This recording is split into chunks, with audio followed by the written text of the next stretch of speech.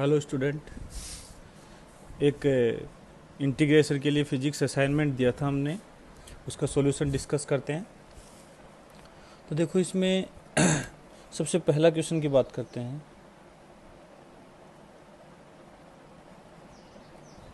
सबसे पहले क्वेश्चन की बात करें तो ये है integration of 1/√x dx। Integration of 1/√x dx।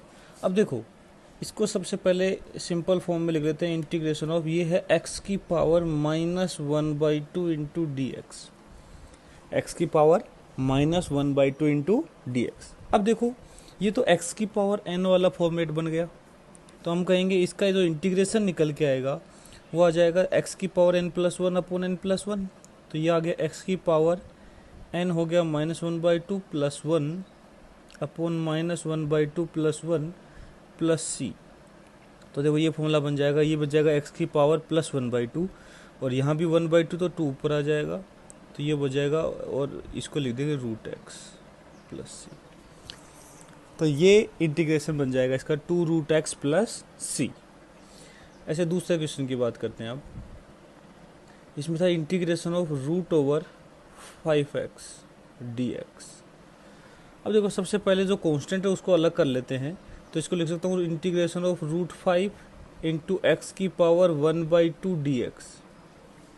तो देखो √x को मैंने x की पावर 1/2 अलग से लिख दिया, तो देखो ये कांस्टेंट है वो तो इंटीग्रेशन से बाहर आ जाएगा √5, तो बचा है x की पावर 1/2। तो ये x की पावर n वाला फॉर्मूला लग जाएगा, x की power 1/2 plus 1 upon 1/2 plus 1 plus कुछ कांस्टेंट।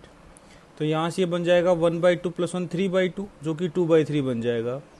2/3 √5 x की पावर 3/2। x की पावर 3/2 को लिख सकता हूँ x√x प्लस सी।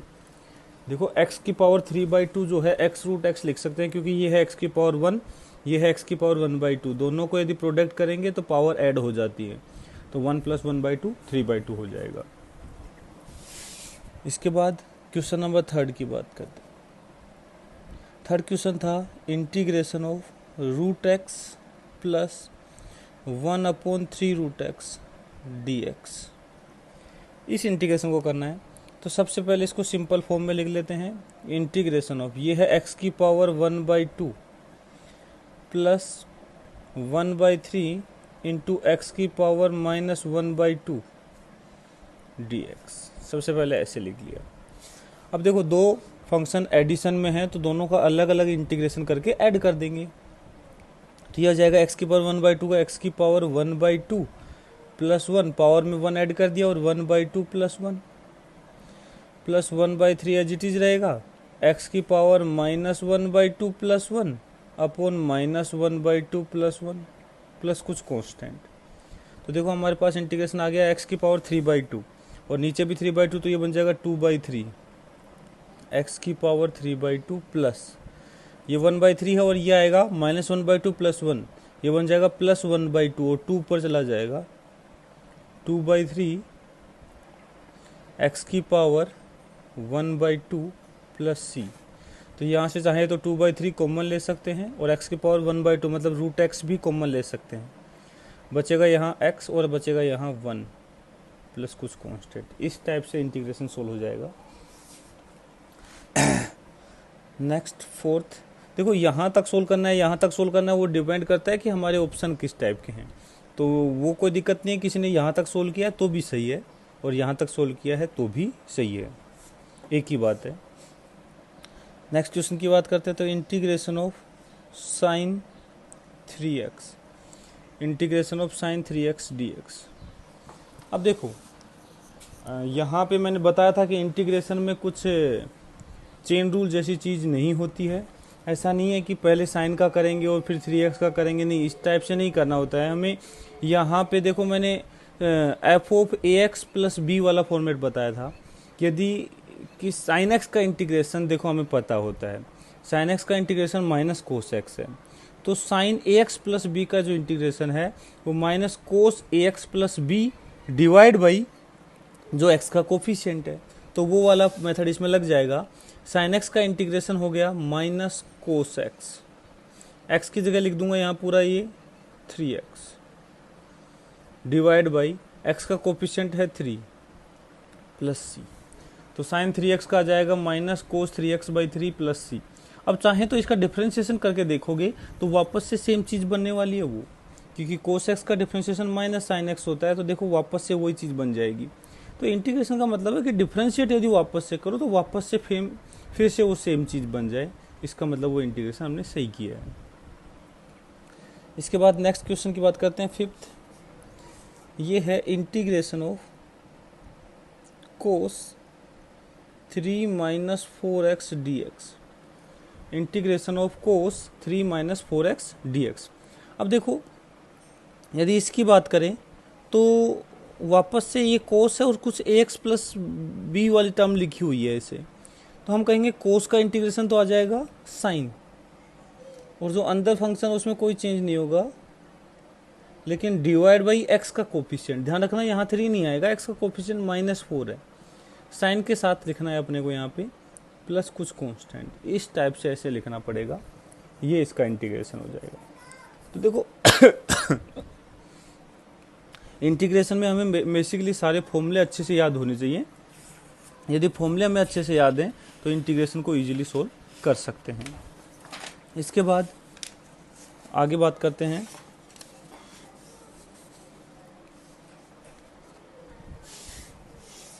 क्वेश्चन नंबर 6 की बात करते हैं।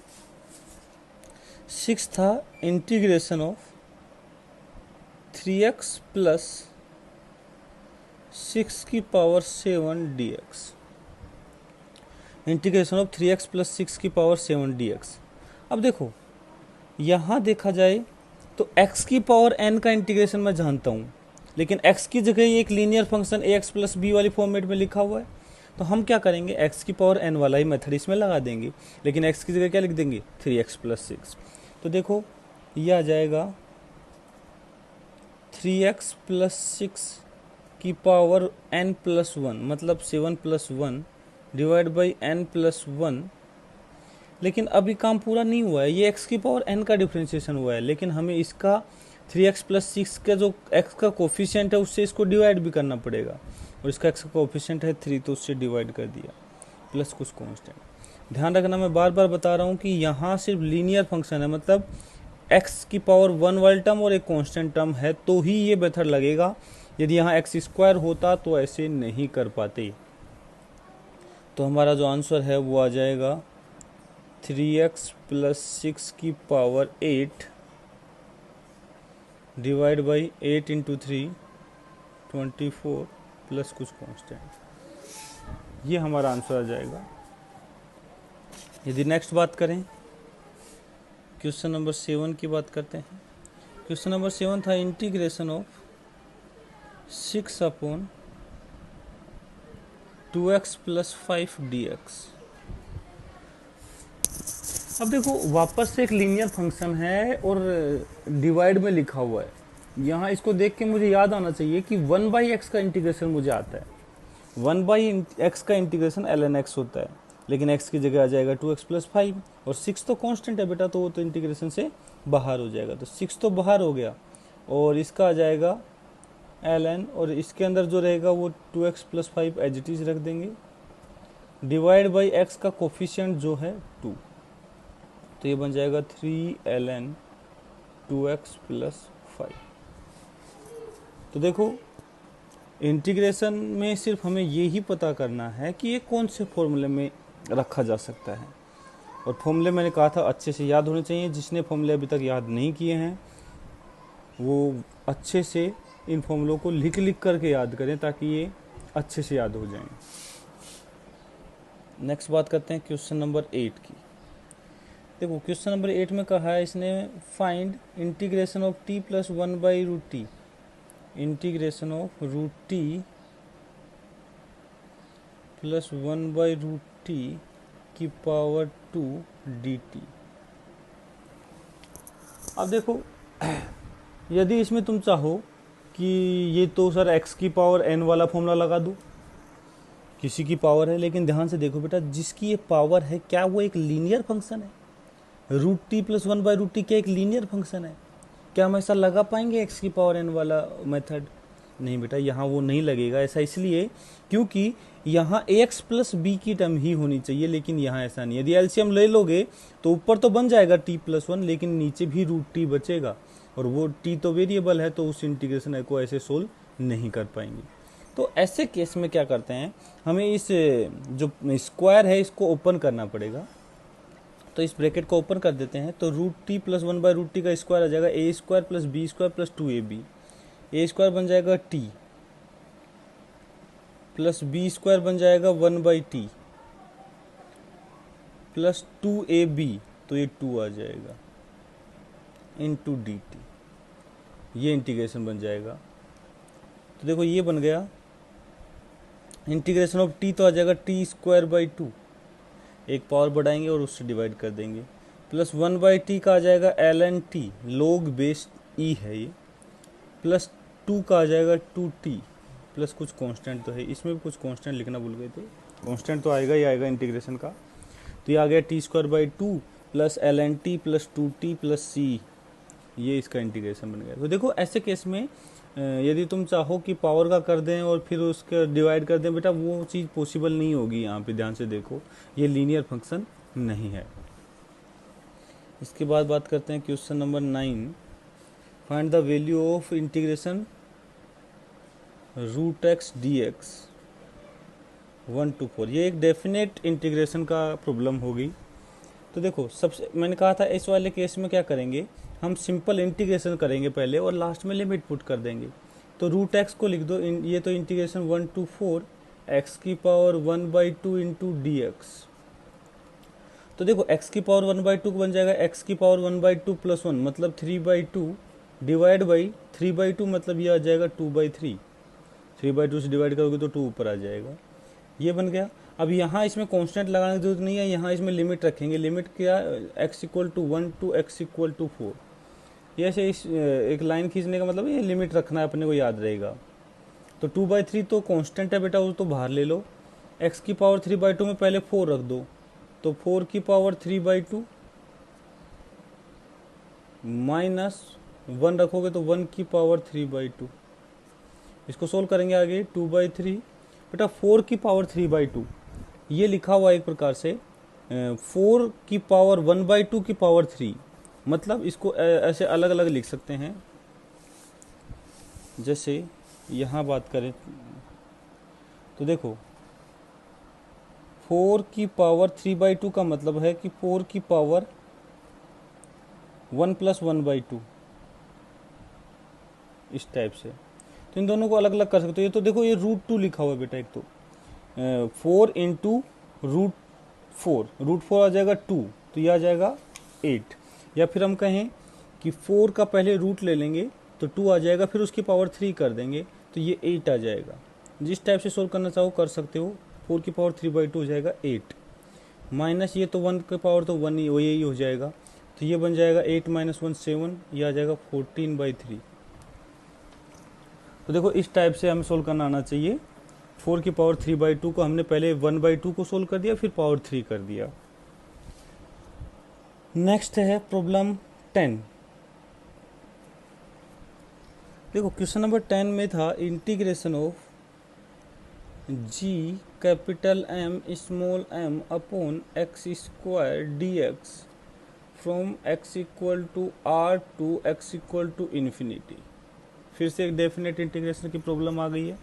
तो देखो सबसे पहले हम क्या करेंगे, ये जो G M M upon x square, इसमें जो कांस्टेंट है उसको इंटीग्रेशन से बाहर ले लो, तो बच जाएगा क्या, देखो जी एम एम तो इंटीग्रेशन से बाहर आ जाएगा, और ये बच जाएगा d x upon x square R to infinity. अब देखो जो कांस्टेंट है उसको तो बाहर रहने दो, G capital M small m, और ये 1 अपॉन एक्स स्क्वायर, ये एक्स की पावर -2 लिखा हुआ है बेटा, इंटीग्रेशन ऑफ एक्स की power -2 d x R to infinity. तो हमारे पास ये आ जाएगा बेटा, जी एम एम तो कांस्टेंट है, तो ये इंटीग्रेशन एक्स की पावर -2 प्लस 1, मतलब एक्स की पावर -2 प्लस 1 अपॉन -2 प्लस 1, और ये आर टू इन्फिनिटी, ये लिमिट रखनी है। तो सोल्व कर लेते हैं। ये आ जाएगा GMM, ये बन जाएगा x की पावर -1 बेटा, और ये भी -1, तो माइनस तो बाहर आ जाएगा और बच जाएगा ये x की पावर -1 मतलब 1/x r टू इन्फिनिटी। तो इसमें एक बार इन्फिनिटी रख देंगे, एक बार r रख देंगे, तो ये आ जाएगा -GMM इंटू, पहले इन्फिनिटी रखेंगे 1/इन्फिनिटी -1/r। तो बेटा 1/इन्फिनिटी तो जीरो होता है, क्योंकि देखो इन्फिनिटी बहुत बड़ा नंबर है, तो उसको 1 से डिवाइड करेंगे तो लगभग जीरो, और माइनस माइनस ये हो जाएंगे प्लस, तो ये आ जाएगा GMM अपॉन प्लस का r। ये हमारे पास इंटीग्रेशन आ जाएगा इसका लिमिट रखने के बाद। तो देखो ऐसे स्टेप बाय स्टेप सोल्व करना सीखो, इंटीग्रेशन अपने आप सोल्व होता चला जाएगा, हमें सिर्फ एक एक स्टेप आगे बढ़ना है। नेक्स्ट बात करते हैं क्वेश्चन नंबर 11 की। Find integration of t-3 dt, integration of modulus of t-3 dt from 0 to 5। अब देखो शायद मोड फंक्शन के बारे में तुम जानते होगे, ये जो है हमेशा पॉजिटिव वैल्यू देता है, मतलब यदि इसके अंदर कुछ पॉजिटिव नंबर लिखा हुआ है तो मॉडुलस का कोई रोल नहीं है, वो एज इट इज बाहर आ जाएगा नंबर। लेकिन यदि इसके अंदर कोई निगेटिव नंबर लिखा हो तो उसको ये एक निगेटिव साइन और लगा देगा, मतलब उसको पॉजिटिव बना के बाहर ले आएगा। मतलब जैसे इसके अंदर 2 लिखा हुआ है तो मॉडुलस ऑफ 2 2 ही रहेगा, लेकिन मॉडुलस ऑफ -2 ये एक माइनस खुद से और लगा देगा तो माइनस माइनस प्लस बन जाएगा, तो मॉडुलस ऑफ -2 बन जाएगा 2, मतलब हमेशा ये पॉजिटिव वैल्यू करके देगा। तो हमें चेक करना है ये पॉजिटिव कब है और निगेटिव कब है। तो देखो यहाँ थोड़ी सी बात कर लेते हैं पहले। Modulus of t-3, modulus of t-3, यदि मैं t की वैल्यू 0 से शुरू करूंगा तो 0 पे देखो ये निगेटिव वैल्यू आएगी, 1 पे भी निगेटिव, 2 पे भी निगेटिव, 3 पे ये 0 बन जाएगा। मतलब t = 3 से जब तक ये छोटा रहेगा, मैं कहूँ विल बी इक्वल टू, यदि ये t 3 से छोटा रहेगा t, तो इससे क्या होगा, जब ये t 3 से छोटा हुआ तो ये अंदर निगेटिव वैल्यू है, तो एक माइनस साइन लगा के दे देंगे, तो माइनस ऑफ t-3 हो जाएगा when t is less than 3। फिर से समझो, जब t 3 से छोटा है तो उस टाइम पर ये जो अंदर लिखा हुआ है t-3 एक निगेटिव वैल्यू देगा। देखो t की वैल्यू 3 से छोटी लेके देख लो, 2 लेके देख लो, 1 लेके देख लो, 1.5 लेके देख लो, कोई भी वैल्यू लेके देखो, ये जो t-3 है निगेटिव आने वाला है, तो इसका जो मॉडुलस है वो इसको पॉजिटिव बनाएगा, मतलब एक माइनस साइन अपने पास से लगा देंगे, तो ये बन जाएगा। अब यहाँ देखो t = 2 लेंगे तो 2 - 3 तो -1 आएगा, लेकिन ये माइनस माइनस मिलकर क्या बन जाएगा, प्लस। तो इस टाइप से होता है, जब t 3 से छोटा होगा तो ये ऐसे खुलेगा, and t-3 will be equal to t-3 as it is when t is greater than equal to 3।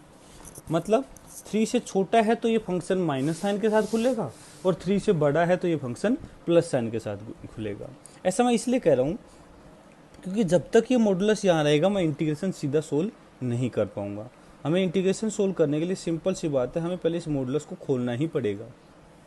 तो अब देखो इस इंटीग्रेशन को हम क्या करेंगे, 2 पार्ट पे तोड़ देंगे, एक 0 से लेके 3 तक। 0 से लेके 3 तक ये बात करें तो ये t-3 का जो मोड है ये वैल्यू हो जाएगी minus of t-3 dt plus integration अब 3 से 5 तक, और ये बन जाएगा सिंपल t-3 dt। तो अब देखो ये यदि बात करें तो ये बन जाएगा इंटीग्रेशन ऑफ 0 से 3, माइनस अंदर जाएगा -t और प्लस का 3, तो ये बन जाएगा 3 - t dt plus integration of 3 to 5 t-3 dt, इस टाइप से बन जाएगा। तो इसको सोल्व कर देंगे तो यह आ जाएगा, इंटीग्रेशन करेंगे 3t -t²/2, इसमें रख देंगे 0 और 3 प्लस यह आएगा t²/2 -3t, इसमें रख देंगे 3 और 5। तो वैल्यू रखनी है अपने को, जब इसमें 3 रखेंगे तो ये आएगा 9 - 9/2, तो ये 9/2 बच जाएगा और 0 रखेंगे तो 0 आ जाएगा, तो ये तो बन जाएगा 9/2 प्लस इसमें रखेंगे 5 तो ये बनेगा 25/2 माइनस 15, मतलब 5 रखेंगे तो 25/2 माइनस 15 माइनस 3 रखेंगे तो ये बनेगा 9/2, 3 रखेंगे तो 9/2 माइनस 9, तो ये सोल्व करके हम वैल्यू निकालेंगे। ये बन जाएगा 9/2 माइनस 9, ये माइनस 9/2 माइनस 9/2 माइनस 9/2 बन जाएगा प्लस का 9/2, तो प्लस का 9/2 प्लस का 9/2 9 बन जाएंगे और माइनस 15, इसको सोल्व करके निकाल सकते हैं आंसर क्या आएगा जो भी है। तो मेनली अपने को ये इस मॉडुलस को कैसे ओपन करना है वो समझ में आना चाहिए था। तो देखो ध्यान से देखो, मॉडुलस के अंदर जो लिखा हुआ है इस सबसे पहले देखेंगे कि टी के वेरी करने के साथ साथ कब ये पॉजिटिव आता है और कब ये निगेटिव आता है। जहाँ ये पॉजिटिव आएगा तब तक तो कोई दिक्कत नहीं है, लेकिन जहाँ ये निगेटिव आएगा तो मॉडुलस को ओपन करते टाइम एक माइनस साइन खुद से लगाना पड़ेगा। तो देखो ये 0 से 3 तक, मतलब हम 0 से 5 की बात कर रहे हैं, तो 3 से छोटा है, मतलब 0 से 3 तक तो ये ऐसा फंक्शन होगा और 3 से 5 तक ये कुछ ऐसा फंक्शन होगा। तो इस 0 से 5 को 2 पार्ट में तोड़ना पड़ेगा, 0 से 3 और 3 से 5। इस टाइप से इंटीग्रेशन सोल्व होगा। ये अच्छी प्रॉब्लम है, अच्छे समझ में आनी चाहिए अपने को। इसके बाद नेक्स्ट बात करते हैं क्वेश्चन नंबर 12। 12th क्वेश्चन जो था इसमें तक आप कहा था कि find area enclose by the curve y is equal to cos x between x equal to 0 to x equal to π/2। देखो 0 से π/2 तक ये एरिया निकालना है अपने को। तो मैंने कहा था एरिया जो है वो इंटीग्रेशन ऑफ y dx होता है। एरिया जो होगा वो इंटीग्रेशन ऑफ y dx होगा, कहाँ से कहाँ तक, 0 से π/2 तक। अब y का इंटीग्रेशन बेटा ऐसे मत कर देना कि y²/2 आ जाए, नहीं बेटा, ये x के रेस्पेक्ट में इंटीग्रेशन करना है। तो सबसे पहले y हमें x के टर्म्स में पता होना चाहिए और वो क्वेश्चन में दिया है, y जो है वो cos x है। तो ये बन जाएगा integration of cos x dx 0 से π/2, ये आ गया। तो देखो cos x का इंटीग्रेशन यदि किया जाए तो cos x का इंटीग्रेशन होता है sin x और 0 से π/2 इसमें लिमिट लगा देंगे। तो sin π/2 तो हो जाएगा 1 माइनस साइन 0 हो जाएगा 0, तो ये आ जाएगा 1 यूनिट। इसका जो एरिया आएगा वो 1 यूनिट आ जाएगा। तो देखो एरिया की जब भी बात करेगा तो हम इंटीग्रेशन कर देंगे, जिस भी फंक्शन का जिस भी कर्व का एरिया पूछा है उसका इंटीग्रेशन x के रेस्पेक्ट में कर दिया हमने, तो ये एरिया अंडर दैट कर्व आ गया। 0 से π/2 लिमिट लगा दी क्योंकि हमें वही एरिया चाहिए था। ऐसे देखो यदि इसी में 0 से π/2 ना लगा के 0 से पाई की लिमिट लगाते, देखो ये है π/2, मैंने बताया था कोस का कर्व, और यहाँ होता है पाई। देखो बेटा 0 से π/2 का एरिया निकालोगे तो ये आ गया 1 यूनिट, अभी निकाला अपन ने। लेकिन यदि π/2 से पाई का निकालोगे तो देखो जैसे ये एरिया पॉजिटिव का है, ध्यान रखना x एक्सिस के ऊपर जो एरिया आता है उसको ये पॉजिटिव एरिया कंसिडर करेगा और इसके जो नीचे एरिया आएगा ये इसको निगेटिव एरिया कंसिडर करता है। तो यदि 0 से पाई तक टोटल एरिया निकालोगे तो जितना पॉजिटिव है उतना निगेटिव है, तो नेट 0 हो जाएगा। यदि इसमें लिमिट 0 से पाई लगाओगे तो देखो यहाँ 0 से पाई लगाओगे तो साइन पाई भी 0 होगा, साइन 0 भी 0 होगा, मतलब ये एरिया 0 आ जाएगा। इसका मतलब ये है कि एक्चुअल में जितना पॉजिटिव एरिया है उतना ही निगेटिव एरिया है, तो टोटल जो एरिया होगा वो 0 हो जाएगा। तो देखो ये जो हाफ लूप है यहाँ से यहाँ तक का, इसका जो एरिया है 1 यूनिट है। ऐसे इस हाफ का 1 होगा, इसका भी 1 होगा, लेकिन ये दोनों निगेटिव साइन के होंगे। तो इस टाइप से ये एरिया होता है। तो जब भी एरिया की बात करें हम इंटीग्रेशन करेंगे, 0 से पाई पूछा होता तो ये आंसर 0 यूनिट आ जाता एरिया का, ठीक है। तो इंटीग्रेशन में हम ज़्यादा नहीं करेंगे, अभी इतना ही करेंगे।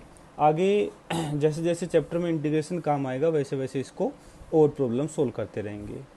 अब नेक्स्ट लेक्चर से हम अपना नेक्स्ट टॉपिक स्टार्ट करने वाले हैं, unit and dimension. Okay, thank you.